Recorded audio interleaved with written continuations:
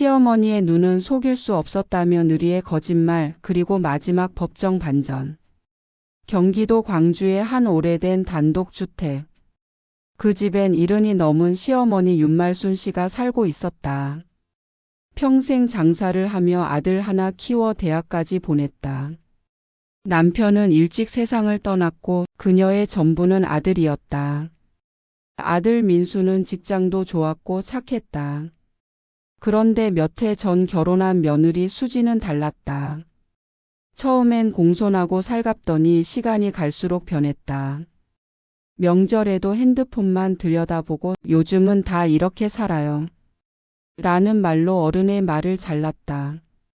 말수는 그럴 때마다 마음속으로 삼켰다. 세상은 변했지만 진심은 변하지 않아야 하는데. 그날도 그랬다. 며느리가 찾아와 말했다. 어머니, 요즘 전세금이 너무 올라서요. 남편 이름으로 대출받아 작은 빌라 하나 마련하려고 해요. 빌라? 무리하지 말아라. 어머니, 아들이랑 상의 다 끝났어요. 걱정 마세요.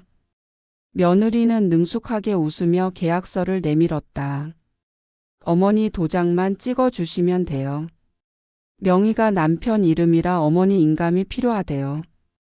그녀는 잠시 망설였지만 며느리가 그동안 보여온 성실한 척에 속았다. 그래, 우리 아들을 위해서라면.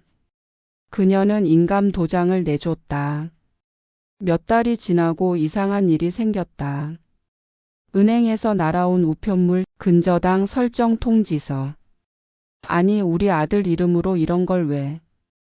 그녀는 민수에게 전화를 걸었다. 민수야, 빌라 대출이 뭐니? 빌라요? 무슨 소리예요? 며느리가 그날 어머니 도장 받아서 빌라 산다더니. 아들은 충격을 받았다. 어머니, 그거 제가 모르는 일인데요. 그날 저녁 두 사람은 며느리에게 물었다. 수진아, 이게 뭐야? 아, 그거요? 그냥 잠깐 제 친구 사업 도와주려고 명의만 빌려준 거예요. 명의를 빌려줘? 괜찮아요. 곧 정리될 거예요. 하지만 그건 거짓말이었다. 며느리는 아들 이름으로 대출을 받아 자신과 다른 사람 명의로 사업자 등록을 내고 있었다. 남편 몰래 시어머니 인감으로 그리고 재산을 담보로. 며칠 뒤 은행에서 전화가 왔다. 채무 연체로 신용불량 등재 예정입니다. 그때서야 모든 게 드러났다. 며느리는 남편 명의의 돈을 이용해 개인 사업을 하다 망했고 그 빚이 고스란히 남편과 시어머니에게 넘어간 것이다. 아들은 충격으로 병원에 실려갔다. 말수는 분노보다 허무했다. 내가 키운 아들 인생을 망친 게 내 손으로 들여보낸 여자라니. 며느리는 연락을 끊었다. 집도 비우지 않고 대출금도 안 냈다. 결국 은행은 경매 절차를 시작했다.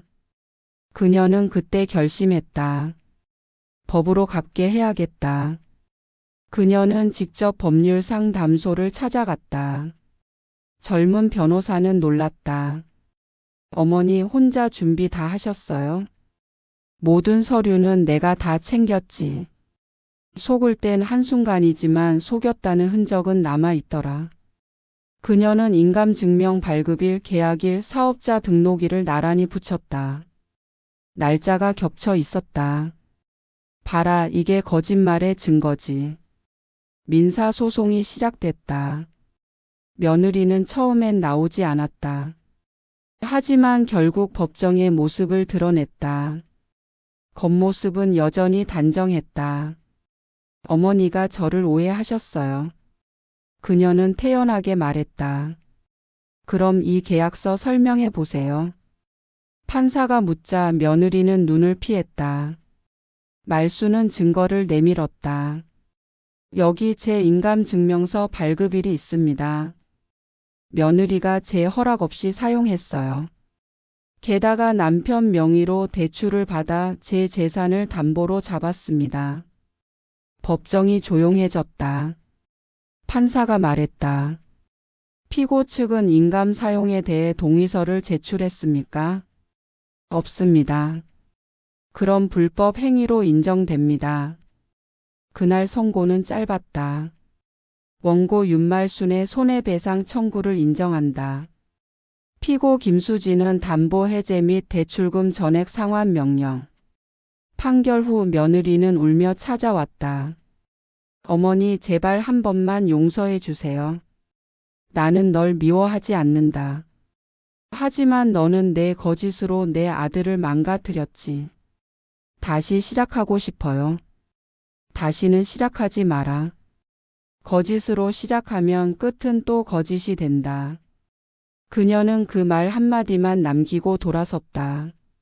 3년이 지나 그녀의 집엔 평화가 찾아왔다.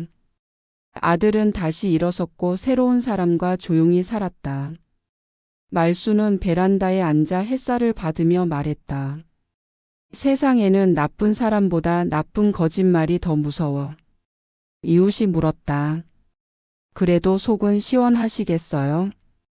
그녀는 고개를 저었다. 응징이 시원한 게 아니야.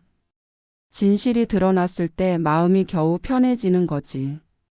그녀는 동네 주민센터에서 상담 자원봉사를 시작했다. 서류를 보는 법, 인감 관리하는 법, 대출 확인하는 법을 알려줬다. 사람들은 말했다.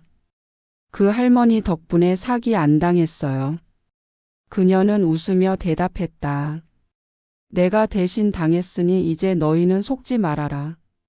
몇 년 후 그녀는 손자의 결혼식에 참석했다. 사회자가 말했다.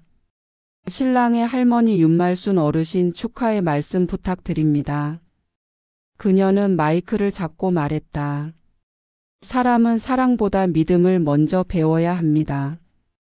믿음이 없는 사랑은 언젠가 배신으로 변합니다. 청중이 조용해졌다. 그녀는 천천히 덧붙였다. 나는 내 며느리의 거짓말 덕분에 진실의 가치를 배웠어요. 거짓은 오래가지 못하고 진실은 늦게 와도 남아요. 그날 저녁 집으로 돌아온 그녀는 서랍에서 오래된 판결문을 꺼내 보았다. 손해배상 청구 인용 담보 해제 명령. 그 문장을 천천히 읽으며 미소 지었다. 정의는 늦어도 반드시 오는구나. 창밖엔 봄비가 내리고 있었다. 그녀는 혼잣말했다. 시어머니의 눈은 결국 진실을 봤지. 끝.